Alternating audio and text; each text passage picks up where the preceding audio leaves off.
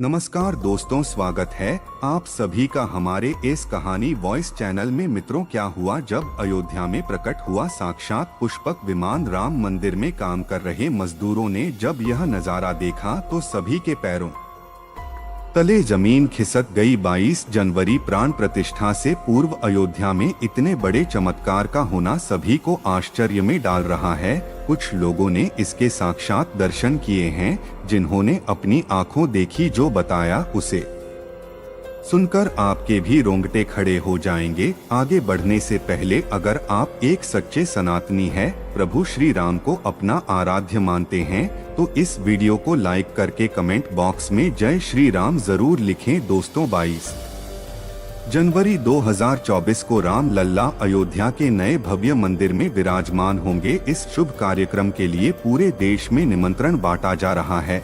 शहर से लेकर गांव तक घर घर अक्षत वितरण में बच्चों से लेकर बड़े तक सहयोग कर रहे हैं। यहां तक कि महिलाएं भी घर घर जाकर अक्षत और श्री राम की अयोध्या की फोटो वितरण कर रही हैं। अयोध्या में राम मंदिर में भगवान राम लल्ला की प्राण प्रतिष्ठा कार्यक्रम की तैयारियां तेजी से की जा रही है। इस कार्यक्रम को बेहद भव्य बनाने के लिए कोई कसर नहीं छोड़ी जा रही है। इस बीच राम मंदिर निर्माण का कार्य भी तेजी से किया जा रहा है। मंदिर निर्माण में जो लक्ष्य लिया गया था उसमें लगभग 80% कार्य हो चुका है। 70 खंभों पर मूर्ति गढ़ने का काम चल रहा है। पिछले दिनों त्योहार की वजह से यह धीमा पड़ गया था, लेकिन अब वह भी तेज गति से पूरा हो जाएगा। निर्माण कार्य जल्द से जल्द पूरा करने के लिए सभी मजदूर रात दिन मेहनत कर रहे हैं। लेकिन 10 जनवरी की रात कुछ ऐसा चमत्कार हुआ जिसे देखकर सभी मजदूरों के होश उड़ गए। जब रात्रि के समय सब मजदूर अपना काम निपटाकर तंबू में सो रहे थे, उसी समय अचानक से उन्हें वहां कुछ हलचल महसूस हुई। सुरेश नाम के एक मजदूर ने जब तंबू से बाहर झांक कर देखा तो उसे राम मंदिर के परिसर कुछ अजीब सी फीलिंग चमकती हुई चीज दिखाई थी। उसने अपने साथियों को जगाना चाहा, लेकिन कोई भी उसके साथ नहीं आया। जब हिम्मत करके सुरेश जब राम मंदिर परिसर में पहुंचा तो वहां का नजारा बहुत चौंकाने वाला था, क्योंकि वहां पर उसे एक बहुत ही दिव्य चमत्कारिक विमान दिखाई दिया, जिसका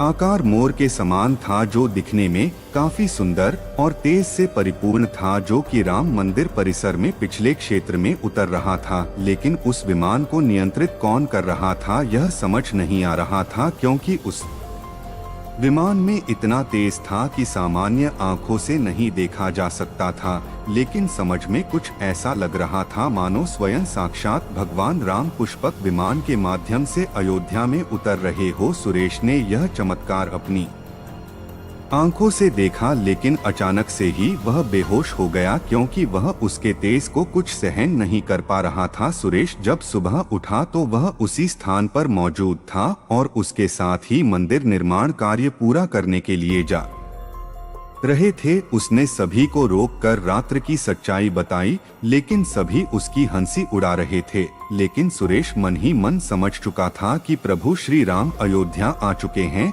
यह उसके लिए सौभाग्य था कि उसे इतना सुंदर दृश्य देखने को मिला, जहां शायद उसने साक्षात पुष्पक विमान के दर्शन किए थे। यानी कि प्राण प्रतिष्ठा से पहले अयोध्या प्रकट हुआ साक्षात पुष्पक विमान। दोस्तों, देश के अलग अलग हिस्सों में कई बार अजीब सी आकृति के विमान देखे गए हैं, जिनका संबंध कई बार तो एलियन के साथ जोड़कर भी देखा जाता है। यानी कि अयोध्या में उस रात्रि को मोर की आकृति का विमान देखना वास्तव में प्रभु श्री राम का ही कोई संदेश हो सकता है। लेकिन क्या यह विमान सचमुच में पुष्पक विमान है? इसकी आखिर क्या गारंटी है?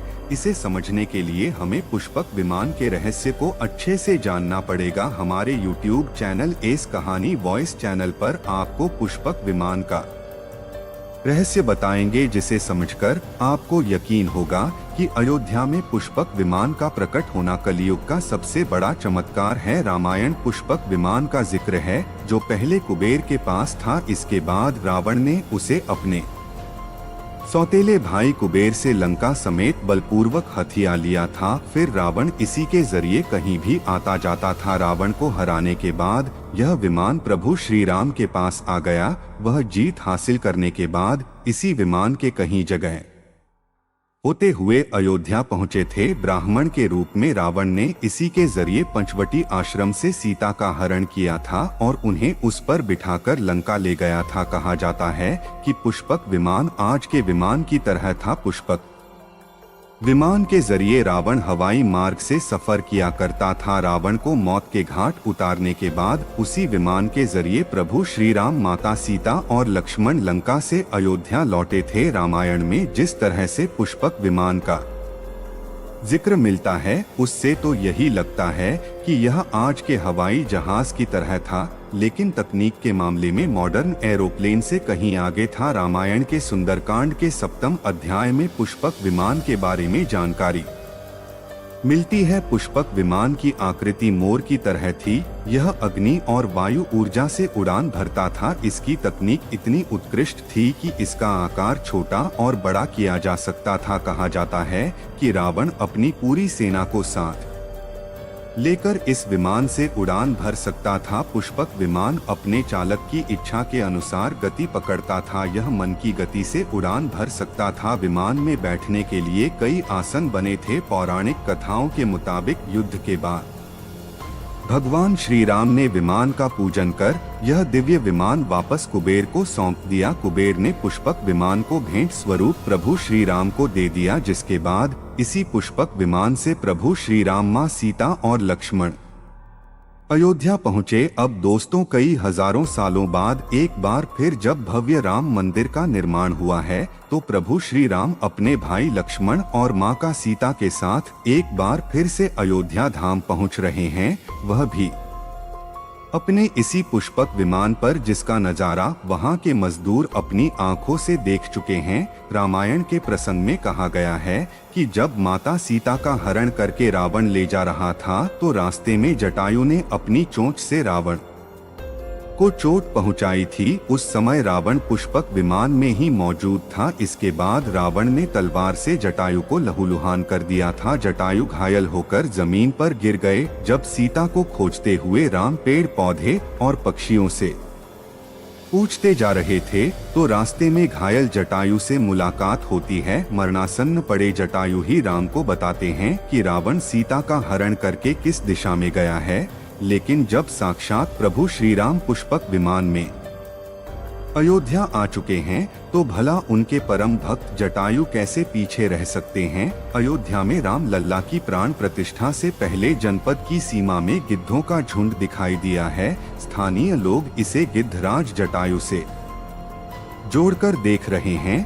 वे इसे शुभ संकेत भी मान रहे हैं। मिल्कीपुर तहसील क्षेत्र के गांव दरौली में पिछले 10-1-2 दिनों से गिद्धों का झुंड बात कर रहा था। हालांकि उस गांव से गिदोन गए हैं, लेकिन अयोध्या की सीमा में यहाँ वहाँ दिखाई दे रहे हैं। गांव वालों का कहना है कि पिछले 20 वर्षों से हम लोगों ने इलाके में गिद्ध नहीं देखे। अब जब राम मंदिर बन रहा है तो इस गांव में लगभग 50 की संख्या में गिद्ध आकाश में दिखाई दे रहे हैं। कोई भी बात अच्छी लगी हो तो लाइक जरूर करें और हमेशा ऐसे सत्य चमत्कारी घटनाएं देखने के लिए हमारे चैनल सब्सक्राइब करके आप बेल आइकन को प्रेस कर लें। अभी के लिए आप सभी दर्शकों को जय श्री राम।